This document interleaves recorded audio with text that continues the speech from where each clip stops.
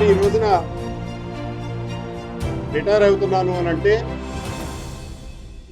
వృత్తిరీత్యా రిటైర్ అవుతున్నాను తప్ప అన్యాయాన్ని ఎదుర్కోవడానికి, అణచివేతను ఎదుర్కోవడానికి, అమాయకులకి ఇబ్బంది కలిగితే వారికి సహాయం చేయడానికి, ఆ జీవితంలో ఆరోగ్యం ఉన్నంత వరకు, కాళ్ళు చేతులు ఆడినంత వరకు, ఆఖరి క్షణం దాకా కూడా నేను ఇదే పనిలో ఉంటాను.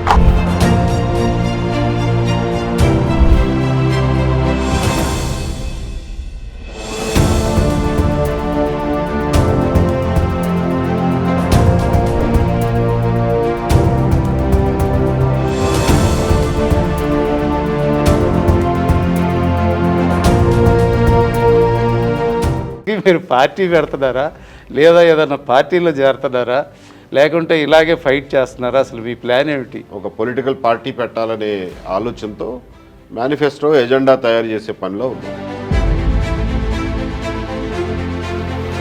ఎందుకంటే ప్రజల ముందుకు వెళ్ళినప్పుడు ఒక కొత్త పార్టీ అన్నప్పుడు ఏదో సొల్లు కబుర్లు చెప్తే కుదరదు.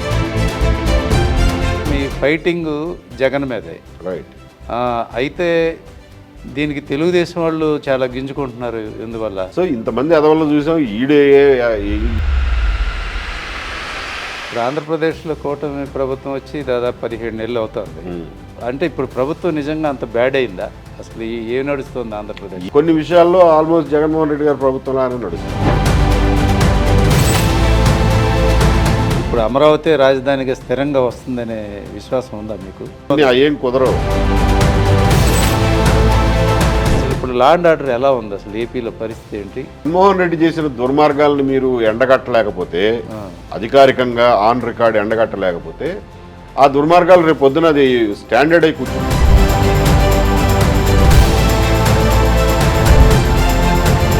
ఈ కగార్ ఆపరేషన్స్తో మొత్తం ఈ నక్సలైట్లు అంతా తుడిచిపెట్టుకుపోతారా? ఆ పరిస్థితి ఉందా ఇప్పుడు? సో ఇవాళ బాగా దెబ్బతినిపోయి చల్లా చెదురైపోయిన పరిస్థితుల్లో కూడా ఏదో చేద్దామని చెప్పి హార్డ్ లైనే తీసుకుంటారనేది నా ఎక్స్పెక్టేషన్.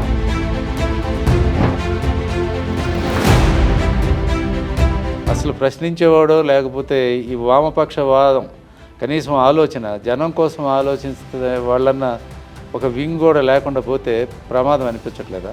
ప్రజా జీవితం అన్నాక అసలు పూలేసే వాళ్ళకంటే రాళ్ళు వేసేవాళ్ళు ఎక్కువ ఉంటారు. ఆ దెబ్బలు తినడానికి సిద్ధపడితేనే రావాలి.